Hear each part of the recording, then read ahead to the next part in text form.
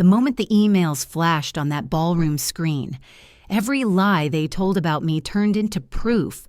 My son-in-law's face went pale. My daughter's eyes searched mine for air. I didn't raise my voice. I raised the evidence. And trust me, that was only the beginning. Morning sunlight slid through my kitchen blinds, striping the counter in gold and dust.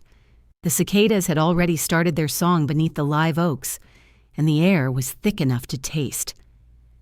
I poured coffee into my late husband's chipped mug and let the warmth sit in my hands for a while. Fridays in Charleston were usually quiet for me, watering herbs, humming with the gospel station, checking the church bulletin, but that morning, the world had a different hum. The mail truck rumbled down the street, and I watched the driver tuck a stack of envelopes into my box. When I opened the door, the air hit me like a damp quilt. There it was, a white envelope with gold script, heavy paper that whispered money. I smiled, thinking of my daughter Renee's wedding, of how proud my husband would have been. Inside, though, something snagged in my chest.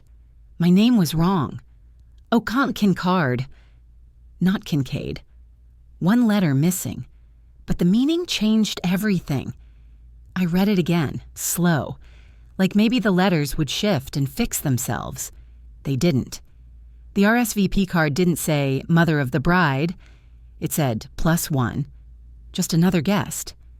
I laughed, soft, bitter.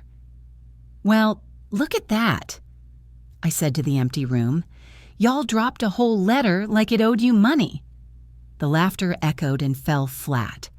I set the invitation down beside the coffee cup, both cooling fast. My eyes traced the handwriting again, neat and cold. You'd think a woman who helped pay the florist deposit would rate at least a spell check. But no. The small things always tell on the big ones. I'd signed checks, fixed mistakes, and kept that girl's life from sliding off the rails, and now I was an extra seat at her table. My phone buzzed. Renee's voice came bright. Careful. Mama, please don't be late. Coulter's family likes things quiet, on the dot. I stirred my coffee, listening to the tiny clink of the spoon. Baby, I said, I've been on time since rent was $98. What else you need? She hesitated. Just go with whatever the planner says, okay? I smiled at nothing. And what does the planner say about the mother of the bride?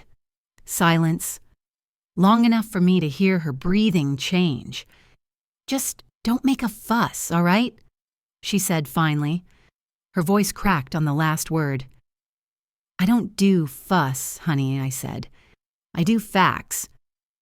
When we hung up, the quiet felt different, thicker, knowing.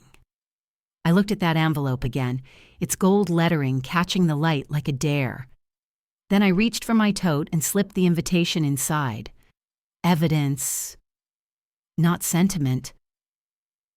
I pulled out my black dress, the one I'd worn to my husband's memorial, simple, strong lines.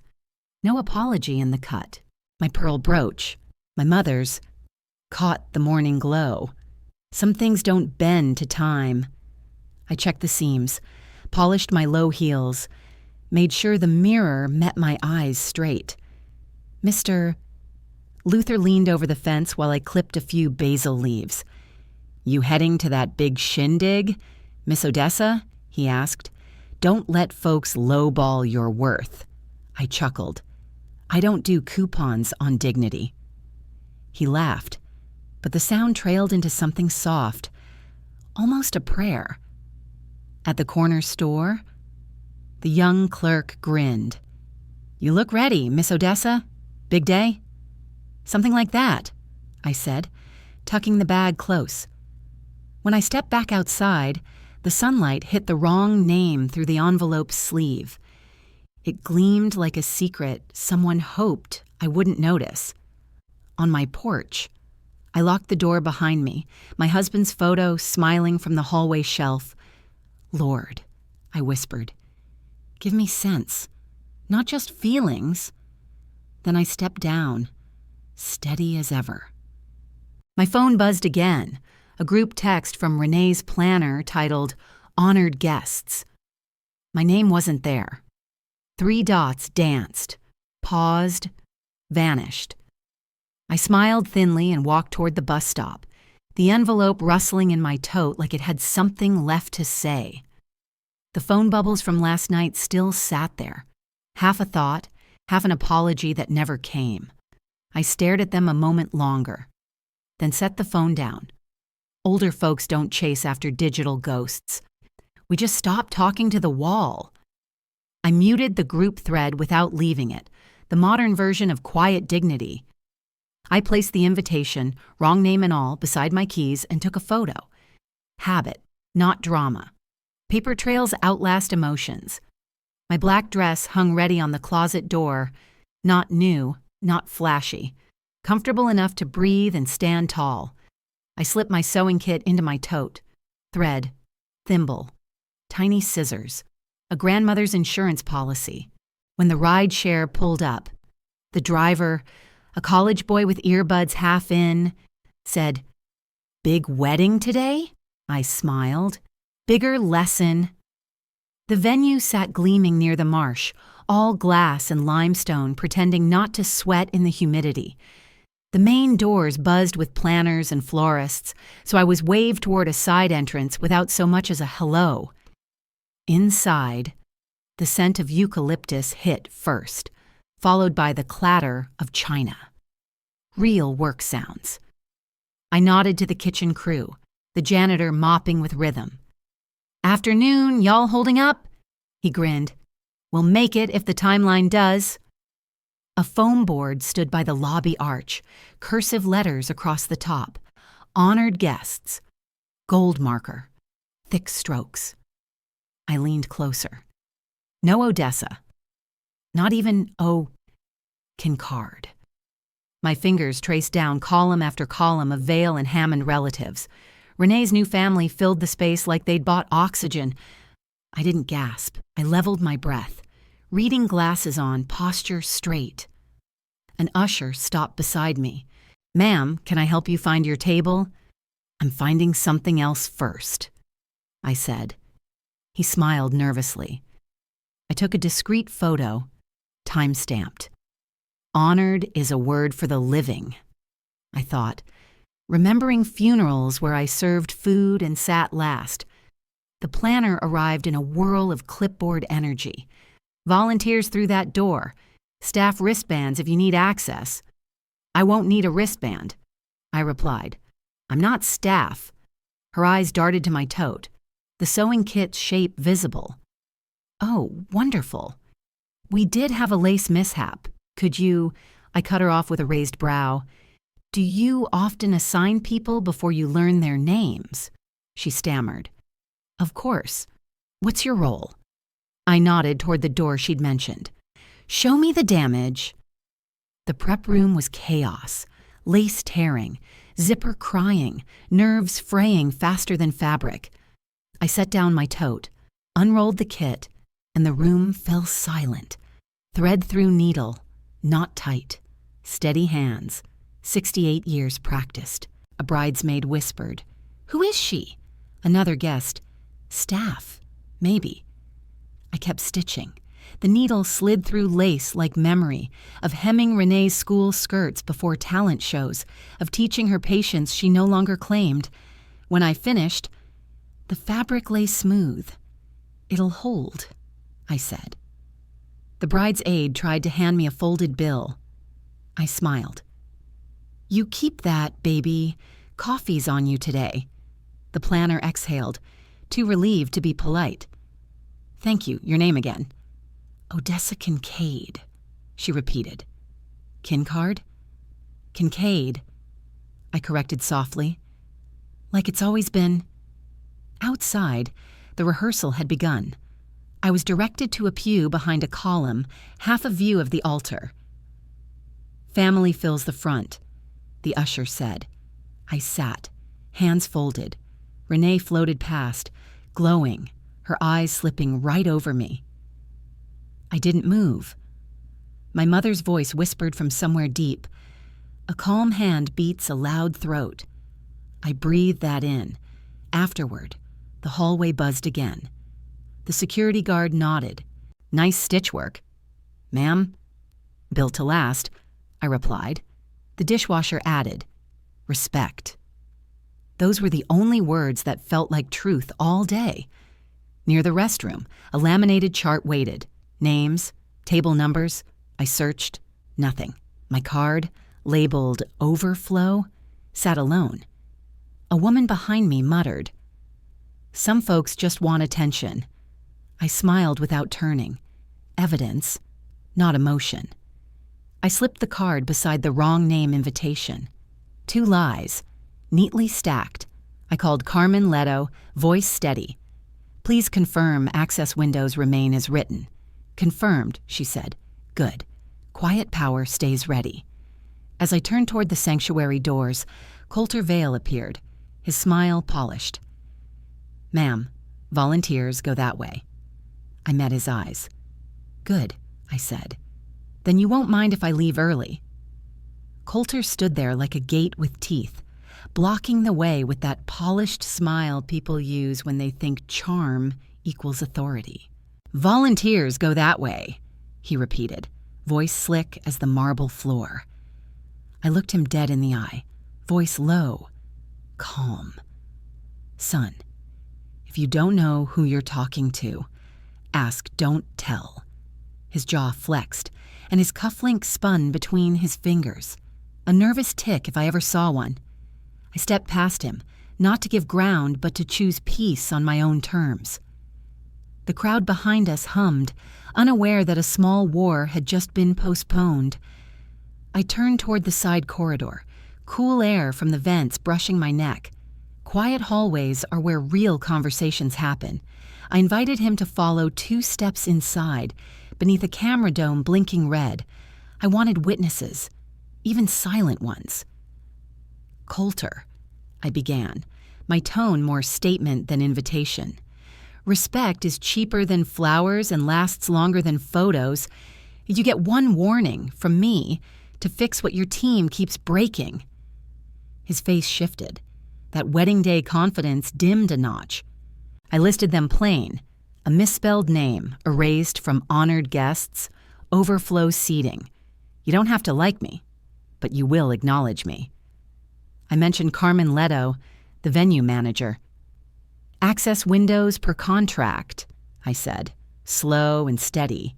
He blinked, unsure what I meant, but smart enough to know I meant business. "We just want a smooth event," he offered weakly. I met his gaze. "Smooth isn't the same as decent. I won't raise my voice today. Don't make me raise a clause." We re-entered the lobby, and he flipped his performance switch, loud and bright. "Appreciate the help, ma'am," he said, loud enough to catch every nearby ear. A planner darted over. "Wristband ready, lanyard dangling, volunteer access." I didn't move my hands. "No wristbands," I said evenly. She hesitated. Coulter motioned to an usher. "Take Ms. Kincaid to special seating." He said special like a compliment wrapped around a leash. I took my phone, photographed the wristband and lanyard on the tray. Proof, not pettiness. If they wanted me small, they'd have to use both hands. The usher led me to a folding chair near the service door. The hum of the kitchen bled through, the scent of bleach and roasted chicken mixed with cold air from a vent. I adjusted the seat to spare my hip. Every movement was measured. Posture was armor. I snapped another photo, the overflow sign taped to a catering cart beside me. Staff passed and nodded, quiet solidarity. One whispered, "You don't belong back here, Miss Odessa." I smiled. "I won't be here long. Not a threat, just timekeeping." My phone buzzed. Everett Ward, seated by service. Observe only. I texted. His reply came quick. Standing by. The rehearsal picked back up. Renee glided down the aisle, eyes sliding over me like fog over a mirror. Coulter squeezed her hand at the front, thanking both families for pitching in. I heard the lie settle between pews like dust. One bridesmaid brushed past and murmured, "Thanks for fixing the lace."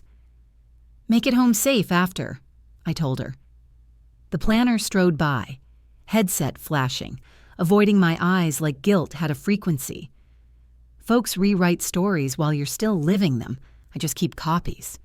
I slipped outside to the courtyard, dialed Carmen Leto. "Do we remain within access windows?" "Yes," she said. "No deviations approved." "AV booth keys still under venue control?" "Correct. Locked. Per your instruction." "Good," I said. "Thank you for maintaining standards." We hung up. That's what boundaries sound like, polite sentences with steel bones. Everett found me by the brick wall. Sleeves rolled, eyes tight. "I saw what they tried," he said quietly. "Want me to swap the place cards later?" "No," I told him. "Let them print their intentions in ink." He smiled faintly, handed me a folded program draft. No mother listed. Vendors, sponsors, families, everybody but me. I folded it once and pocketed it.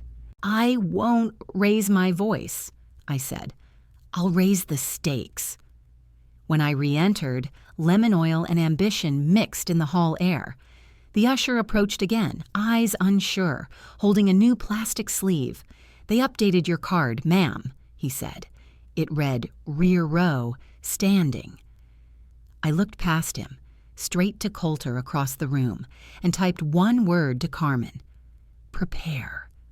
I walked back into the sanctuary with my shoulders straight and the new sleeve labeled "Rear row," standing dangling from my fingers like a flag of proof. The organ was warming up, and the florist whispered directions to a young helper.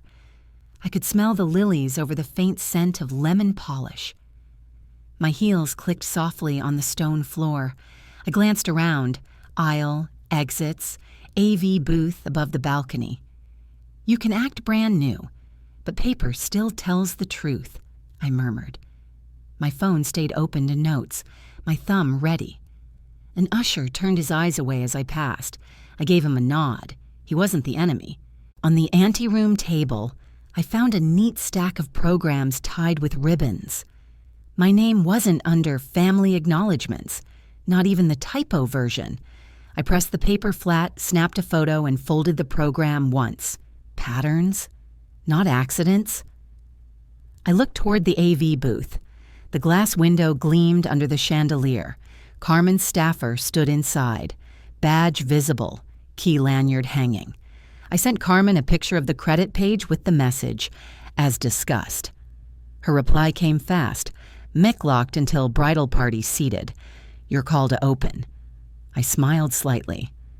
"Where I'm from, we don't make a scene, we make a record." Everett slipped to my side. "No acknowledgments?" he asked. "Not oversight," I said. "Intent?" He tilted his head. "Push now or wait?" "We wait," I said. "If decency doesn't arrive by the processional, we follow the paper." I folded the program again, edges sharp, and let a corner show from my purse. It was my bookmark in their story. The usher met me halfway down the aisle. "Ma'am, the front pews are for immediate family." I steadied my tone. "I am immediate." I carried her through fever nights, not just seating charts. He hesitated, glancing toward Coulter. One small shake of the man's head was all it took. I recorded the time and his badge name, then smiled. "Thank you for doing your job." I chose a pew 2 rows back, middle aisle. Perfect line of sight to the mic. My hands rested in my lap. My silence had corners. Coulter came striding down the aisle with that smooth host energy, voice dipped in sugar. "Miss Kincaid, for Flo. We're placing parents separately. Hope you understand." I met his look and said, "Understanding isn't consent." The air tightened around us. He gestured toward a bench near the pillar, a shadow spot far from the cameras. I stood but didn't move there. I stepped into the aisle where the light caught my face. "If my name can't fit your paper," I said clearly, "neither can I fit your picture." A few elders in the rows turned. The whispers began, rippling like wind through lace. I texted Carmen, "Hold mic." Within a minute, I saw her staff signal from the booth. Standby lights stayed red. The organist paused mid-chord. The officiant, Pastor Abel, looked confused and came over. "Miss Odessa, would a word with Renee help?" I shook my head. "Not while his hand's on the wheel." He frowned but stepped back. I gave Everett a 2-finger signal. He walked toward the back, asking the photographer quietly to wait for a corrected seating shot. I stayed centered. The aisle music never started. Coulter touched his earpiece, panic smoothing the fake smile. I didn't have to raise a word. The silence did the work. I turned to Mrs. Jenkins, one of our oldest neighbors. "Seems I'm a volunteer today," I said softly. "I volunteer to leave." She rose beside me, then her husband. Without a call or plea, 2 more elders followed. Our shoes echoed down the side aisle, measured, respectful, unhurried. I didn't need an audience. Truth travels faster than noise. At the vestibule, I glanced once toward the altar. Coulter's smile was gone. The AV booth lights still glowed red. Outside, the air was thick with jasmine and rain coming. I sat on the bench under the live oak, spine tall, heart steady. I texted Carmen, "Release mic on schedule. Thank you for fidelity." To Everett, "No chaos. Let their choices be their witnesses."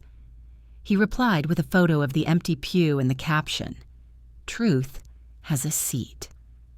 I saved it to my folder labeled Paper Trail.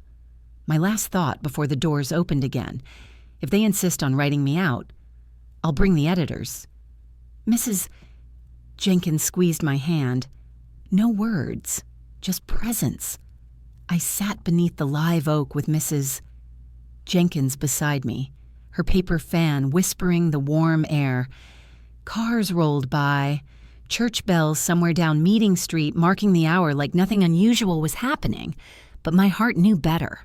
I opened my phone, photos, timestamps, every detail cataloged from that rehearsal to the AV lock. "We don't throw fits, we file facts," I said quietly, more to my pulse than to her. Everett texted. Processional resumed. Coulter pacing. Eyes on the booth. I typed back, "Keep neutral, no commentary."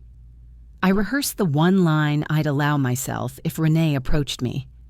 "I love you. I won't stand where I'm erased." Simple, bloodless, but final. I wasn't walking back in to spar.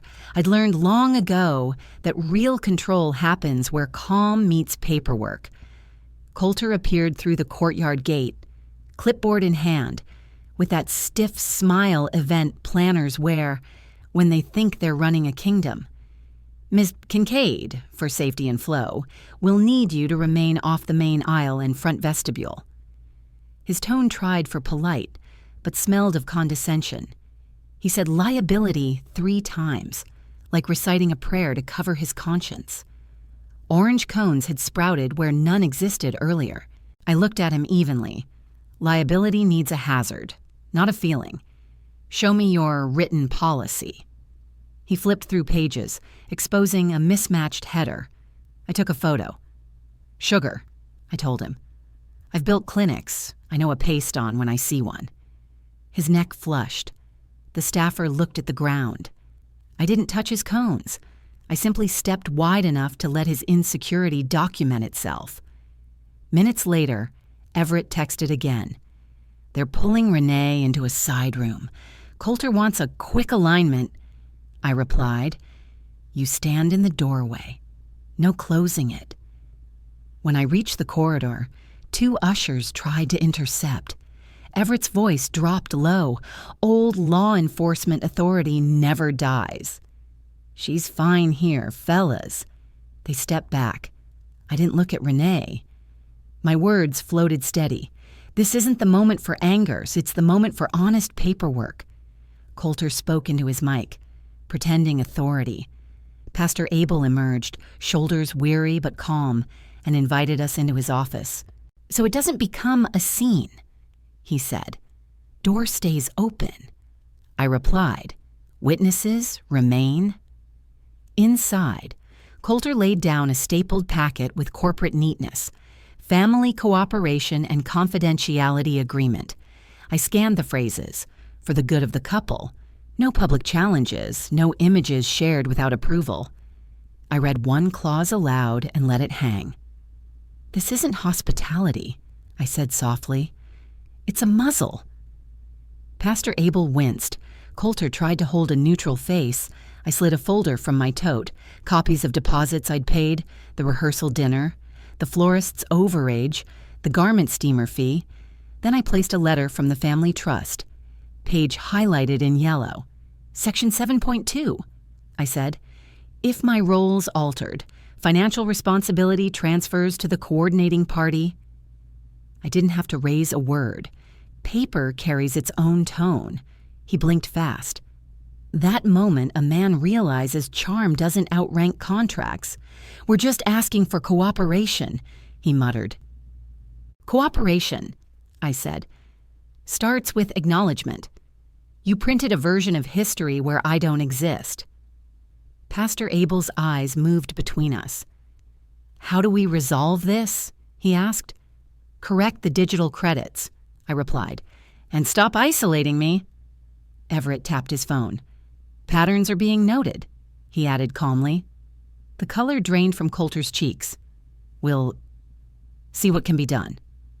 Translation, I'd hit the nerve that mattered. The bill. Outside again. Sun breaking through clouds. I stood on the church steps. Neighbors passing by called my name, each one a reminder I wasn't invisible here. "Mrs." Jenkins offered a bottle of water. I smiled. "You don't have to shout to be heard," I told her. "You just have to be right, and on record." Everett texted short bursts. DP fixed, working, credit, pending. I watched the front door close behind Coulter, knowing my daughter was inside that storm. Then my phone buzzed again. A photo appeared, the reception screen. My name restored, mother of the bride, Odessa Kincaid. My chest loosened. But before I could breathe, a second buzz came. A new number. One line only. "If you take one more step, you'll regret it." Coulter's shadow stretched over the church steps, but I didn't move. My palms rested on my knees, steady, the way my mama taught me to hold space when folks came swinging low. He stood there, face half lit by the stained glass reflection. Voice tight. "You shouldn't be out here." I raised my phone, screen glowing with the threat text. "Do you stand by this?" I asked quietly. His denial came too fast, eyes darting toward the doors. "I don't know what you're talking about." I looked to Everett, who had already opened my call log. "We don't guess," I said. "We verify." Everett cross-checked the timestamp against the venue's Wi-Fi log. His brow lifted. Same minute, same device tag. Mrs. Jenkins folded her arms beside me. Silent witness. And that was enough. "This isn't drama," I told Coulter. "It's documentation." He swallowed hard, gesturing toward the sanctuary like escape might erase the record. Inside, the organ faltered. Pastor Abel appeared in the doorway, eyes scanning the tension. "Let's keep vows clean," he said, voice even, "and people safe." He led us down a narrow side aisle, avoiding spectacle. I asked for 2 witnesses, Mrs. Jenkins and one usher, to keep the air honest. Coulter pushed for privacy. I shook my head. Transparency keeps folks alive when a threat's already been sent. Pastor nodded, setting ground rules. Door opened, voices measured. I stood near the aisle light, close enough to see the pulpit but far from their pretense. In my chest, the thought pulsed, when men push chaos, mothers set the lanes. Everett moved fast, pulled up the venue's admin screen. A session name blinked.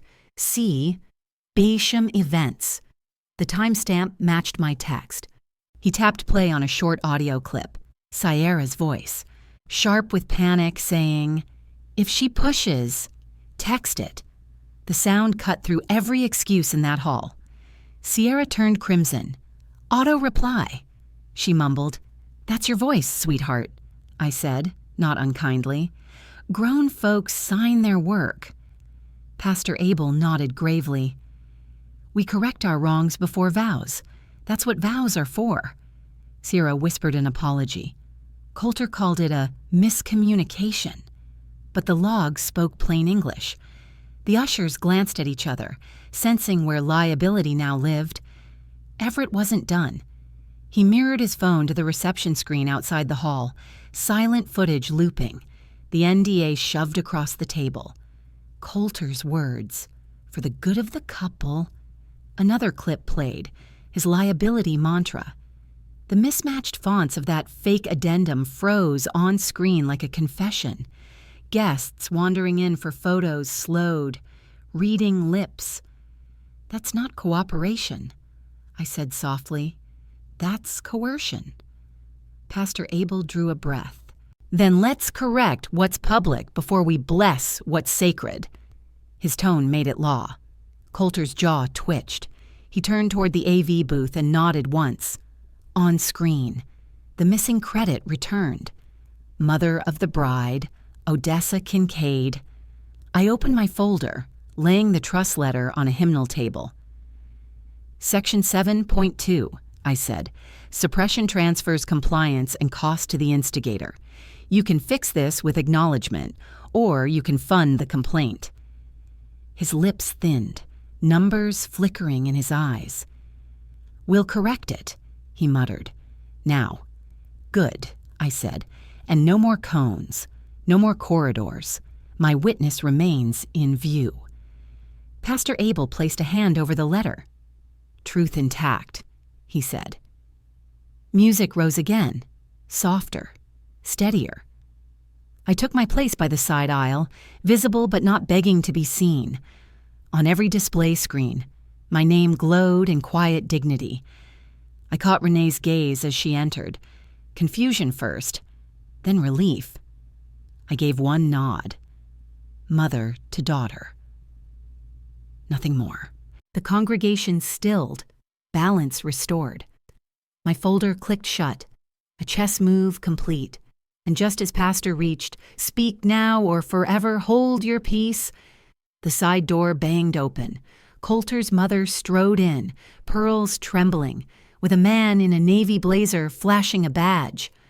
"There's a financial fraud concern regarding these credits," she declared. Gasps cracked through the pews. I straightened, voice calm but cutting clear. "Good," I said. "Let's review the numbers together, on camera." The man in the navy blazer held out a badge with the insurer's logo. Not a police crest. His tone was clipped, businesslike. "Special investigations, venue carrier. We received a fraud flag connected to donation credits." I met his gaze, not his volume. "Sir, before we talk feelings, let's talk policy." I asked for the venue manager and Pastor Abel to witness. Coulter's mother hovered close, whispering that she just wanted clarity. I smiled thinly.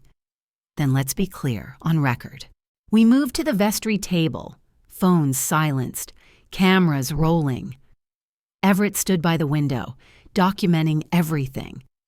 Pastor Abel gave us 7 minutes before the vows resumed. I opened my folder, laminated summaries, trust letters, and receipts all in clean order. "Here's my contribution log," I said. "Now, what triggered your concern?" The investigator glanced at his clipboard. Anonymous email tip. "Ma'am." I leaned back. "Then let's replace rumor with evidence." I spread the papers across the oak table, bank wires from my Donor advised fund. Vendor invoices bearing my signature, each matched with line items dated and stamped by the venue's escrow account. All payments originated here, I said, tapping the first statement, and were acknowledged here. The investigator nodded as he traced the routing numbers. Everett projected a mirrored screenshot from his phone showing an email sent later from Sierra Basham's account, reclassifying credits under Family of the Groom. I didn't raise my voice. I just pointed at the mismatched font and metadata time. If my name's on the check, my name's on the chalkboard. Coulter's mother shifted, muttering something about clerical errors. Then produce my written authorization, I said. Silence. Pastor Abel's pen scratched a pastoral note, integrity before vows. The investigator straightened his shoulders. Preliminary finding, no evidence of fraud on your part. However, probable misattribution from the coordinator. He wrote as he spoke, printing words that sealed the shift. Directive, restore credits immediately. Visible acknowledgement required before reception. The venue manager rushed in, cheeks flushed, apologizing. We'll post it across all screens, Coulter's mother hissed. This will ruin the optics. I replied evenly. Optics follow facts. The investigator drafted a short statement. I signed first, hands steady. Kira signed last, eyes wet. Everett time-stamped and sent the PDF to every address on the claim file. Calm hands beat loud throats every time. The venue manager read Section 7.2 aloud from my trust letter. When donor credits are suppressed, all compliance costs transfer to the offending party. That's enforceable, he said, and it applies now. Within minutes, cones and corridor signs vanished. My seat was restored near the aisle. Spell it right, I told him, and keep the building safe. Pastor Abel confirmed my acknowledgement would be read before the recessional. I didn't need applause. I just needed my name visible. Everett forwarded the text exchange to the insurer, documenting Coulter's earlier attempts to isolate me. Justice landed quietly, but it landed. Coulter's mother caught me near the door. You've embarrassed our family. I turned, voice calm. No, ma'am. I corrected the record. You embarrassed yourselves by writing it wrong. Everett kept his phone steady as I invited her to add her own note to the statement. She declined. The investigator flagged the anonymous email as a bad faith report, potential grounds for penalty. By now, guests drifting in had begun whispering that my name was back on the screen. A few smiled, a few nodded. I focused only on Renee, framed at the altar, breathing through the moment she didn't yet understand. When the vows concluded, Pastor Abel held up his hand. Before we recess, this ceremony and reception were made possible by support from Miss Odessa Kincaid. The crowd murmured, applause swelling like tidewater. I didn't bow. I nodded once, eyes meeting my daughter's. Everett caught the slide in the background, a picture worth more than noise. Afterward, I requested a small donor table near the stage, just enough space for the paperwork. Everett spread copies of the invoices and logs, labeling them with pastel tabs. We'll be ready when they circle back, I said. Pastor suggested a quick family talk before toasts. I agreed under one rule, witnessed and recorded. Coulter texted, "Keep credits off the mic," I replied. "They're already back on the wall." Mrs. Ditty, Jenkins prayed beside me, "Lord, give us calm hands and good pens." Then the courier arrived, 2 envelopes.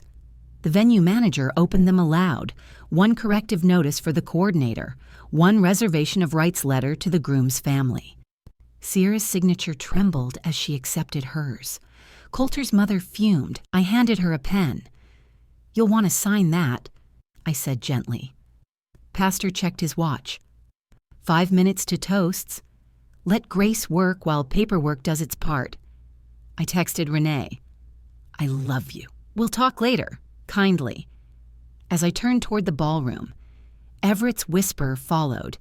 The coordinator's husband just pulled up, says he's got the original vendor emails.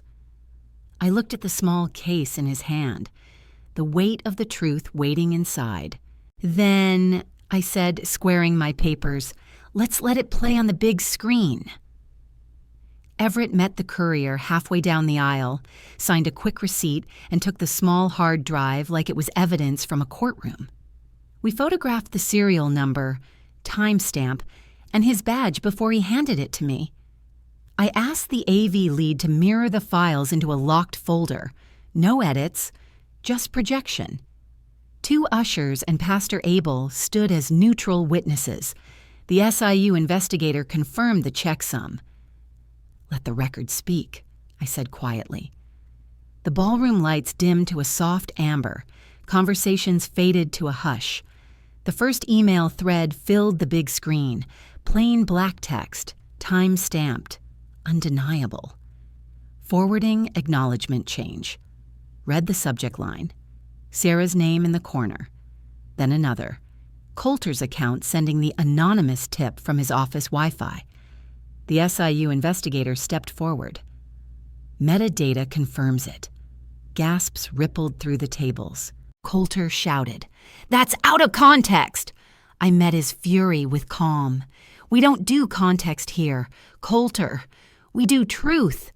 Renee's hand covered her mouth, tears slipping past her composure.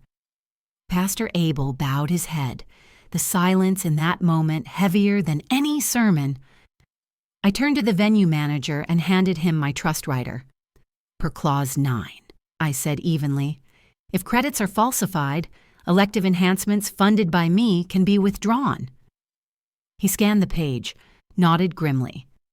"That includes dessert, band, shuttle, and decor upgrades?" "Exactly. Pull them quietly after the toasts." Everett texted the vendors. Within minutes, confirmation pings lit his screen. This wasn't revenge. It was contract compliance. People felt the change like a shift in weather. No chaos, just clarity. The air smelled of accountability. I stepped toward the microphone when the band finished their song. "One sentence," I told the MC. He nodded and stepped aside. "I'm proud of my daughter," I said into the still air, "but I'm not proud of the lies that tried to erase me." I thanked the staff for correcting the record. Some things I brought will leave with me. Then I walked away. Older women in the front rows nodded with the quiet recognition of lived years. Respect doesn't need applause, it breathes in silence. The vendors began their graceful exit. The jazz trio stopped after one final number. Dessert tables were covered.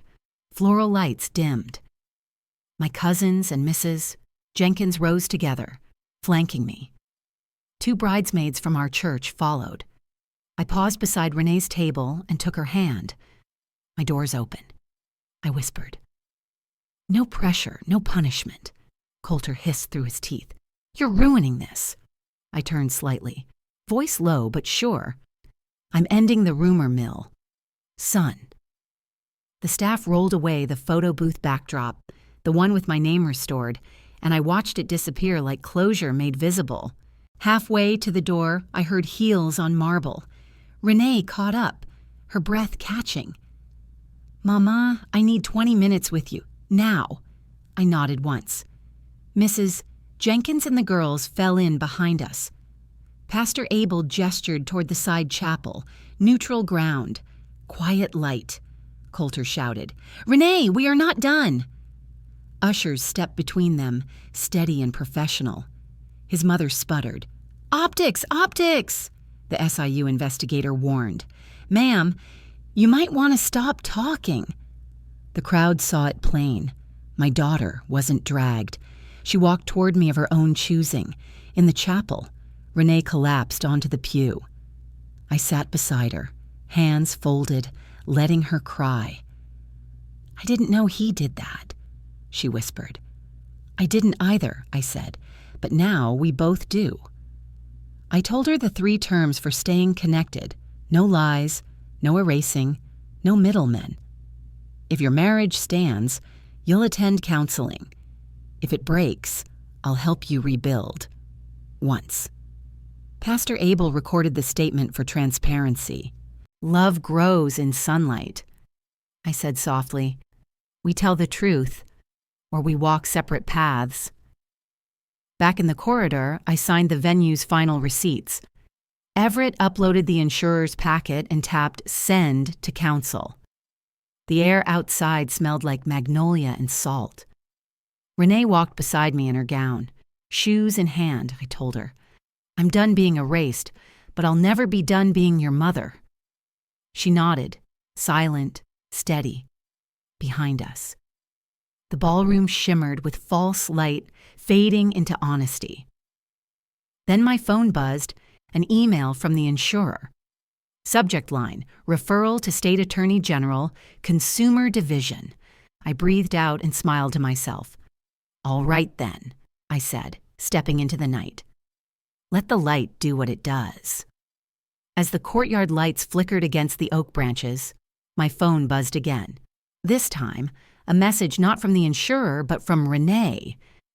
He's missing. Mama. And he took something. I froze, pulse steady but rising. What could he possibly take that wasn't already gone? Then, screen fade,